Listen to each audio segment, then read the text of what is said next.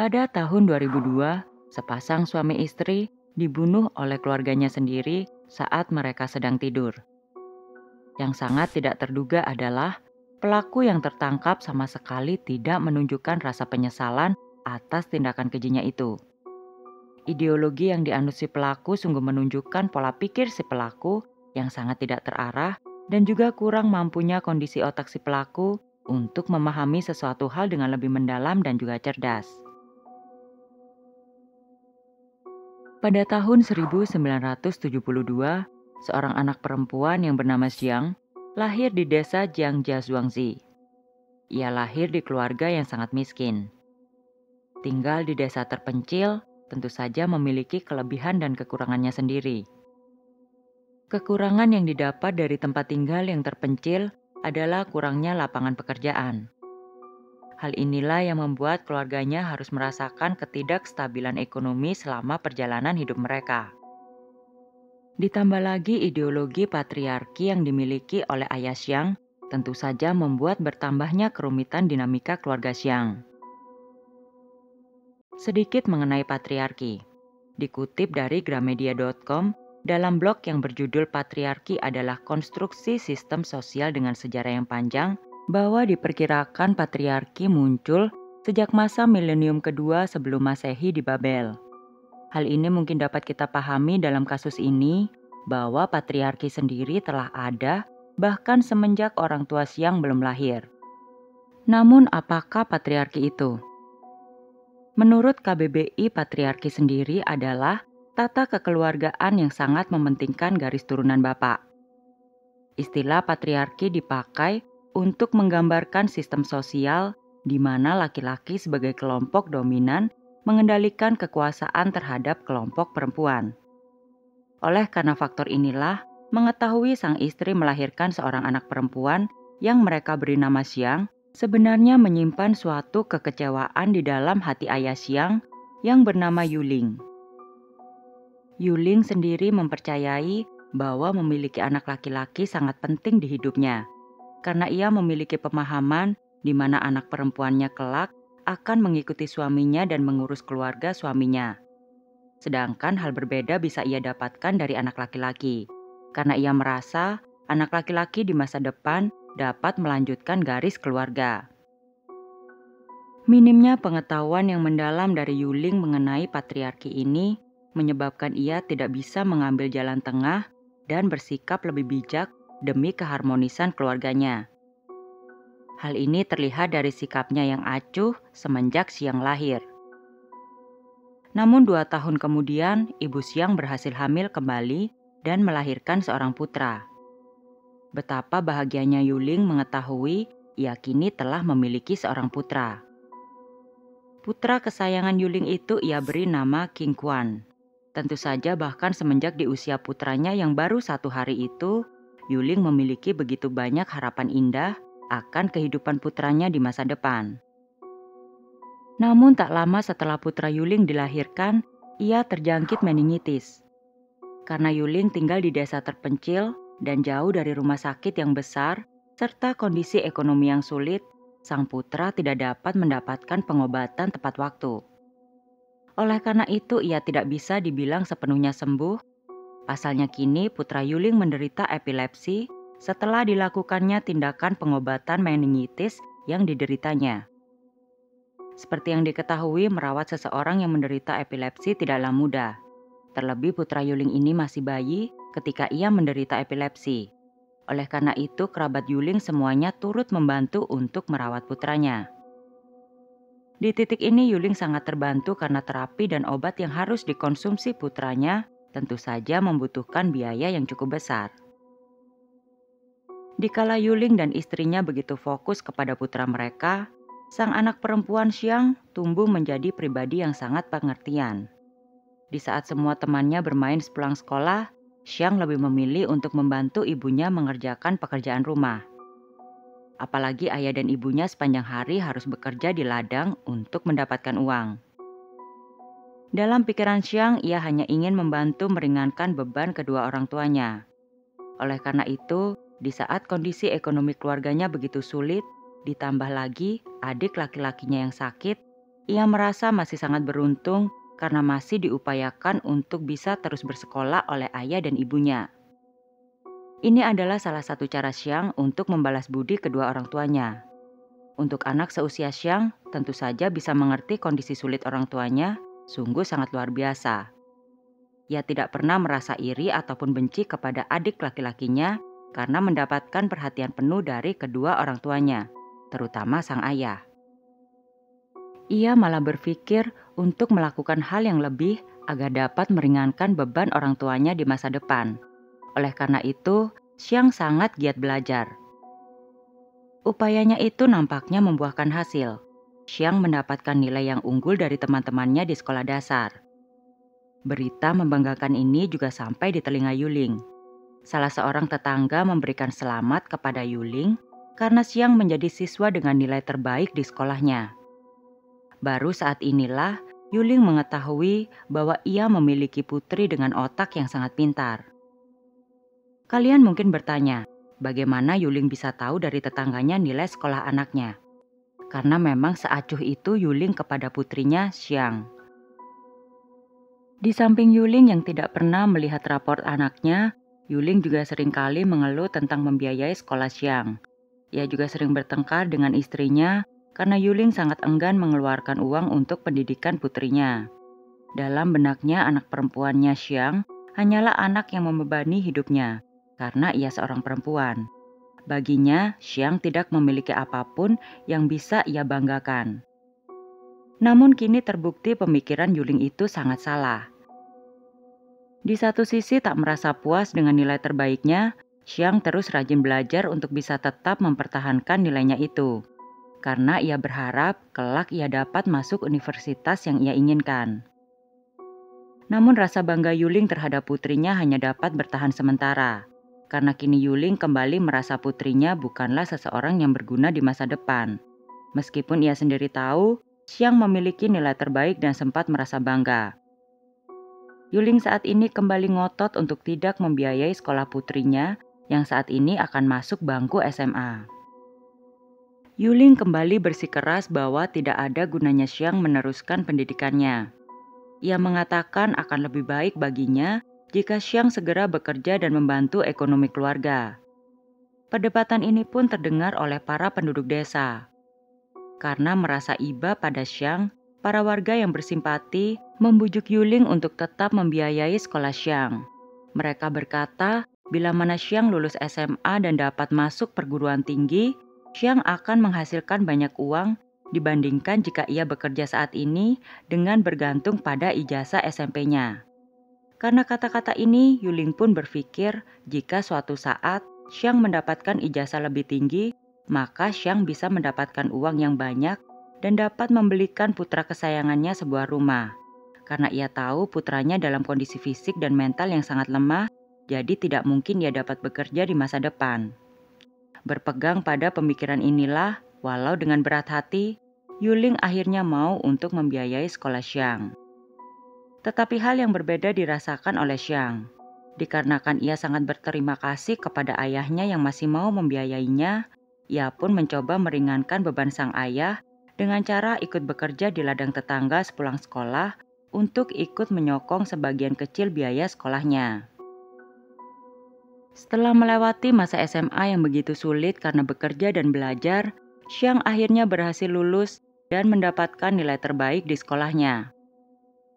Pada tahun 1990, Xiang akhirnya berhasil diterima oleh universitas yang sangat ia idam-idamkan, yakni Universitas Nankai. Sebagai informasi pada saat itu, Xiang adalah perempuan pertama di desanya yang berhasil menempuh pendidikan hingga universitas. Sebelum akhirnya Xiang masuk universitas, Yuling mengingatkan kepada Xiang bahwa adiknya membutuhkan uang yang banyak untuk berobat. Oleh karena itu, ia tidak sanggup membiayai kuliah Xiang. Xiang pun tetap yakin pada kemampuan dan keinginannya. Kini walaupun tanpa biaya sang ayah, ia tetap meneruskan pendidikannya di universitas. Untuk dapat membayar biaya kuliahnya, Xiang bekerja sebagai tutor di kota. Ia pun juga mengirimkan sebagian gajinya kepada sang ayah, Yuling, untuk membantu pengobatan adiknya. Bekerja sebagai tutor tentu saja tidak memberikan Xiang gaji yang besar. Namun karena ia sangat rajin dan juga pekerja keras, uang yang ia butuhkan pun dapat terkumpul walaupun ia harus mengorbankan kebutuhan sehari-harinya demi membantu sang ayah.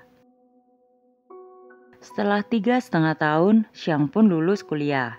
Kali ini Yuling begitu bangga kepada Xiang dan untuk kali pertamanya, Yuling melihat putrinya itu dengan pandangan yang tidak seperti biasanya. Melihat ayahnya begitu bangga, Xiang pun sangat terharu. Momen ini ia lampiaskan dengan menggenggam tangan ayahnya sambil menangis. Namun kebersamaan Xiang dan kedua orang tuanya tidak bisa berlangsung lama karena Yuling dan istrinya harus segera kembali ke desa untuk merawat putra mereka. Namun sebelumnya Xiang pun mengajak orang tuanya berbicara perihal ia yang mendapatkan beasiswa untuk gelar pasca sarjananya.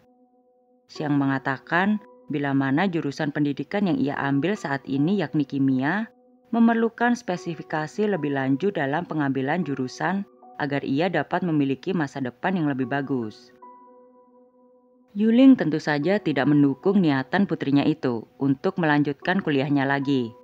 Ia bersikeras bahwa kini Xiang harus bekerja dan mencari pekerjaan yang mendapatkan gaji lebih besar daripada menjadi tutor. Yuling berpendapat bila mana Xiang bekerja sambil kuliah, maka Xiang tidak dapat serius dalam bekerja. Oleh karena itu Xiang akan mengambil pekerjaan yang seadanya dengan gaji yang tidak seberapa. Pemikiran ini pun ditunjang oleh kekhawatiran Yuling kepada putra tercintanya itu. Karena kini sang putra telah beranjak dewasa. Ia menginginkan putranya untuk segera menikah, oleh karena itu ia ingin membekali putranya beberapa benda berharga agar ia layak untuk menikahi seorang wanita. Namun Yuling lupa bahwa masa depan putranya bukanlah tanggung jawab putrinya, dan Xiang putrinya juga berhak untuk memilih yang terbaik bagi masa depannya sendiri. Apalagi mengingat ia merupakan anak yang selalu berusaha untuk tidak merepotkan keluarganya, terutama sang ayah. Melihat penolakan keras dari sang ayah tentu saja membuat Xiang ragu. Namun Xiang yang kini telah mandiri secara finansial tentu saja dapat mengambil keputusan dengan tegas dan mengabaikan penolakan ayahnya itu. Xiang kini meneruskan pendidikan pasca sarjananya dan di samping itu tetap mengirimkan uang secara rutin kepada ayahnya. Ia tentu saja menjalani kehidupan yang sulit dengan tuntutan yang tinggi dari sang ayah. Namun kini di samping semua kesulitan itu, Xiang memiliki seseorang untuk sedikit meringankan beban di pundaknya. Di kelas pasca sarjananya, Xiang bertemu dengan laki-laki yang bernama Wei. Dan tak lama mereka pun menjalin hubungan asmara. Wei begitu kagum melihat sosok Xiang yang memiliki pemikiran yang kritis, namun masih memiliki tata krama yang bagus. Wei juga menganggap Xiang merupakan seorang wanita yang lembut, namun juga sangat pekerja keras. Xiang adalah tipe wanita mandiri yang mengetahui dan mengejar apa yang ia mau.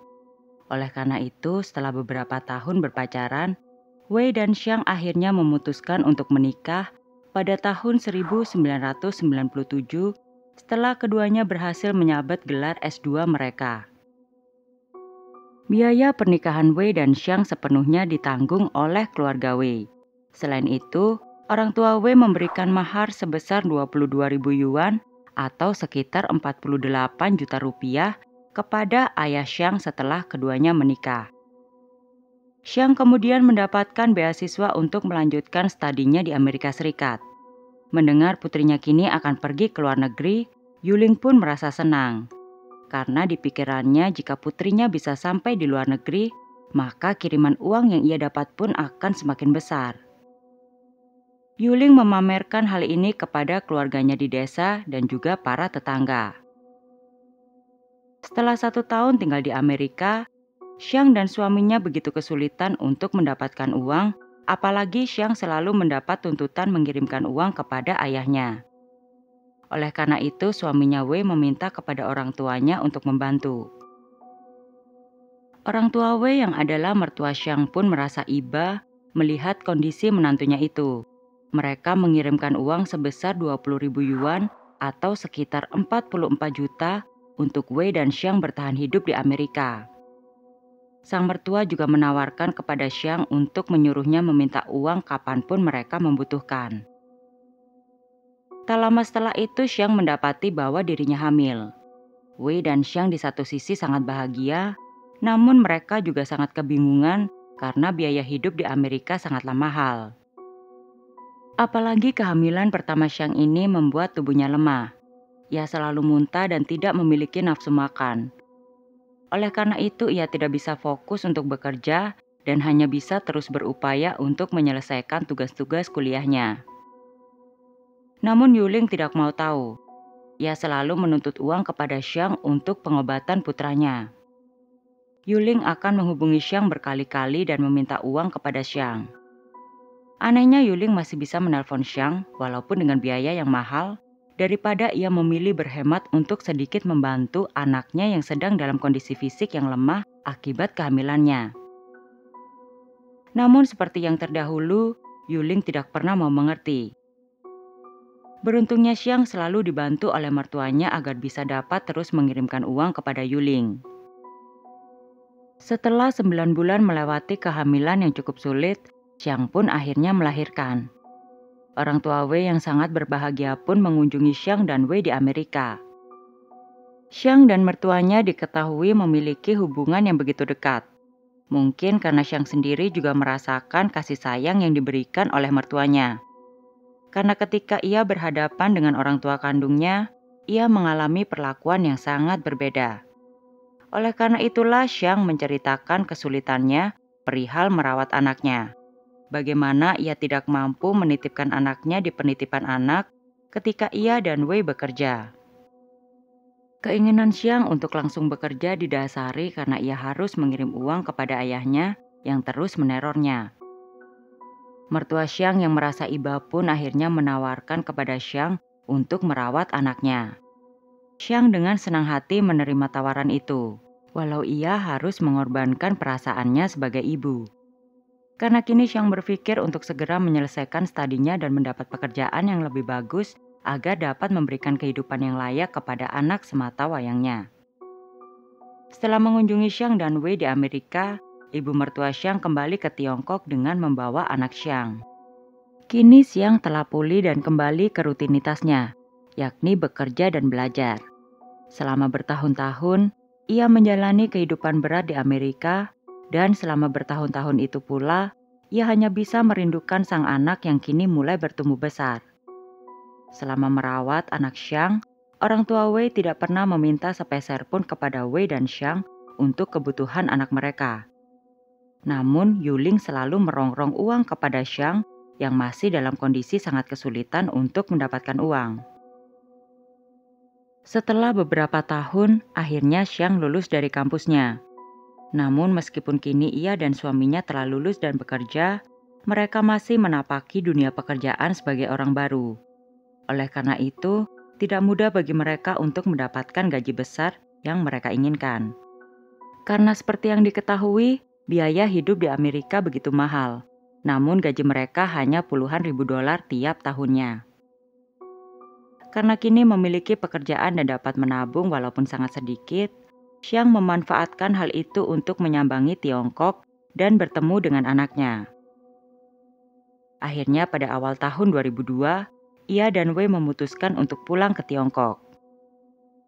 Ketika dapat bertemu dengan anaknya di rumah mertuanya, Xiang sengaja memberikan uang 10.000 dolar atau sekitar 161 juta rupiah kepada ibu mertuanya yang selama ini telah merawat anaknya. Dan uang ini pun nantinya juga dialokasikan untuk biaya sekolah sang anak di Tiongkok, karena Xiang merasa ia belum cukup mampu memboyong anaknya ke Amerika. Ketika tinggal di rumah mertuanya, Xiang mencoba mendekati sang anak yang tidak kenal kepada dirinya. Karena hal itu, Xiang merasa sangat sedih. Namun ibu mertua Xiang menguatkannya dengan mengatakan bahwa anaknya masih membutuhkan waktu. Ibu mertua Xiang pun membujuk Xiang untuk tinggal lebih lama. Karena hal inilah Yuling mengamuk.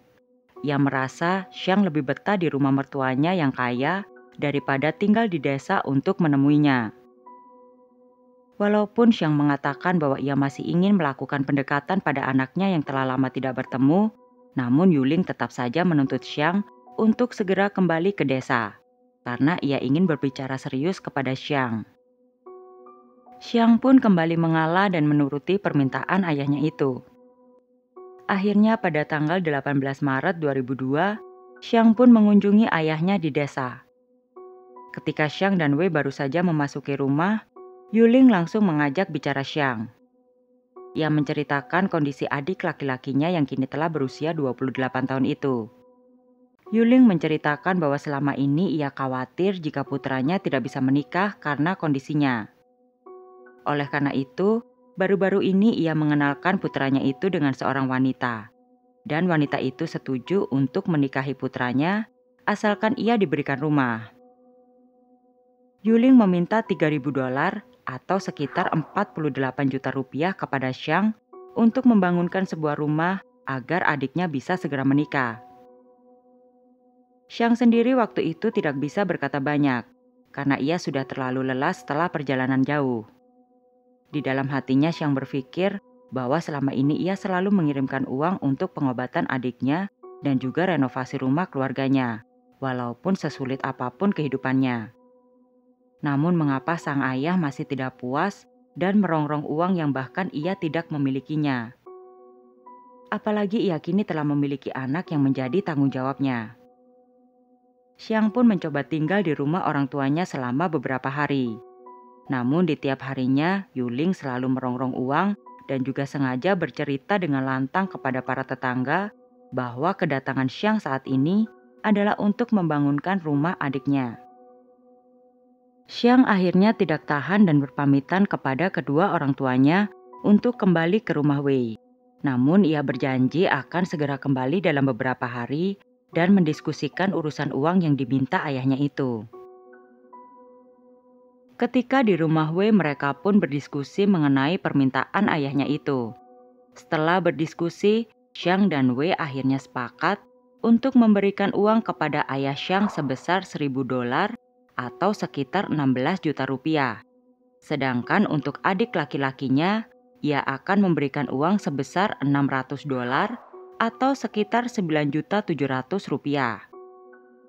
Hingga pada akhirnya pada tanggal 26 Maret, Xiang kembali ke desa untuk menemui sang ayah. Kali ini, Yuling dan Ibu Xiang melakukan pendekatan yang berbeda. Xiang dan Wei dijamu dengan beberapa jenis masakan yang sengaja dimasak khusus oleh Ibu Xiang untuk menyambut kedatangan mereka. Namun ketika masih baru duduk dan akan menyantap hidangan, Yuling kembali bertanya kepada Xiang.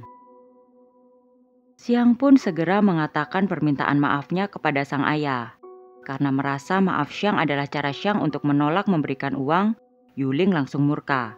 Bahkan ketika ia masih belum mengetahui nominal yang akan diberikan Xiang kepada dirinya. Yuling langsung memaki Xiang dan mengatakan bahwa dirinya tidak berguna. Yuling pun juga terus meneriakkan bagaimana sang putra yang merupakan garis penerus keluarga harus menderita karena epilepsi dan kemungkinan tidak memiliki masa depan karena Xiang menolak memberikannya uang. Xiang terus meminta maaf kepada sang ayah dan mengatakan bahwa ia tidak memiliki uang sebanyak itu. Xiang kemudian mengatakan bahwa ia berencana memberikan sang ayah uang $1.600.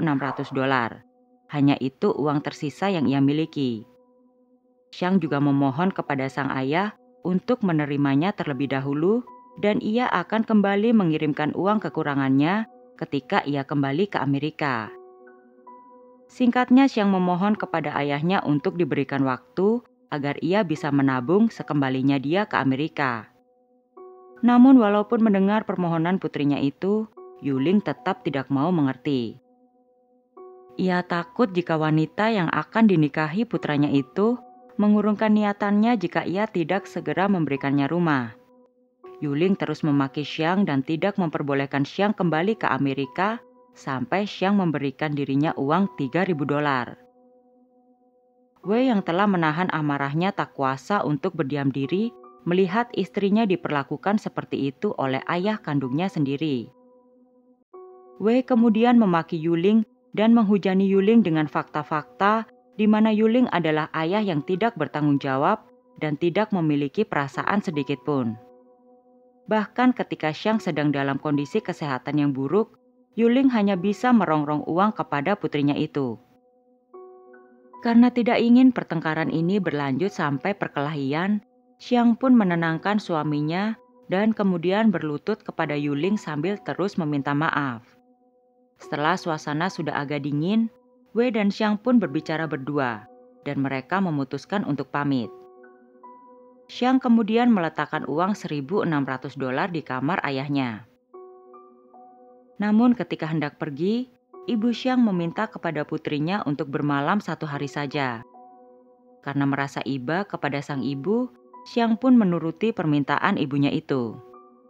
Namun siapa sangka niatan baik Xiang itu menjadikan malapetaka bagi dirinya dan suaminya. Ketika Xiang dan suaminya sedang tidur, Yuling mendatangi kamar mereka sambil membawa kapak. Tanpa ragu, Yuling mengayunkan kapaknya dengan keras ke kepala menantunya Wei. Setelah itu ia langsung mengayunkan kapaknya ke kepala Xiang. Dibunuh oleh ayah kandungnya adalah akhir cerita kehidupan Xiang yang selama ini selalu berusaha untuk berbakti dan membalas budi kepada keluarganya. Korban dari kejahatan Yuling tidak hanya putri dan menantunya, namun juga anak sematawayang Xiang dan Wei yang saat itu masih berusia sekitar 2 atau 3 tahun. Setelah membunuh Wei dan Xiang, Yuling dengan tenang memanggil istrinya dan meminta untuk dipanggilkan polisi. Dengan santai ia duduk di ruang tamu sambil menunggu polisi datang menjemputnya. Setelah ditangkap oleh polisi dan mengakui semua perbuatannya, Yuling pun harus bertanggung jawab di mata hukum. Ketika dalam proses peradilan, Yuling tidak menunjukkan sedikit pun penyesalan. Dengan lantang ia mengatakan bahwa Xiang memang sudah seharusnya dibunuh. Yuling juga menambahkan, "Saya tidak menyesal karena anak perempuan itu tidak berguna. Aku yang membesarkannya dan aku berhak membunuhnya." Itu adalah kata-kata Yuling yang terakhir di pengadilan. Pada tanggal 25 Juli 2002, Yuling diputus hukuman mati oleh pengadilan. Karena Yuling tidak menunjukkan penyesalannya, ia pun dieksekusi mati pada tanggal 28 Oktober 2002. Sebelum ia dieksekusi mati, Yuling mengutarakan kekhawatirannya kepada putranya. Ia hingga saat itu masih mengasihani putranya yang tidak bisa menikah karena keterbatasannya dan masih menyalahkan Xiang karena putranya yang kini ditinggalkan oleh wanita yang berjanji akan menikahinya. Yang lebih menjijikannya lagi, paman Xiang dan juga keluarga Xiang lainnya menggugat ke pengadilan untuk meminta warisan Xiang yang kini telah meninggal. Mereka masih percaya bahwa Xiang memiliki banyak uang karena ia bekerja di Amerika. Saat pengadilan mengurus gugatan itu, pengadilan menemukan bahwa selain tiket pulang, Xiang hanya memiliki uang $1.000 atau sekitar 16 juta rupiah di dalam tabungannya. Bagaimana pendapat kalian tentang kasus ini? Seperti biasa, tuliskan pendapat kalian di kolom komentar. Namun sebelumnya, jangan lupa untuk like, share, and subscribe. Terima kasih. Bye.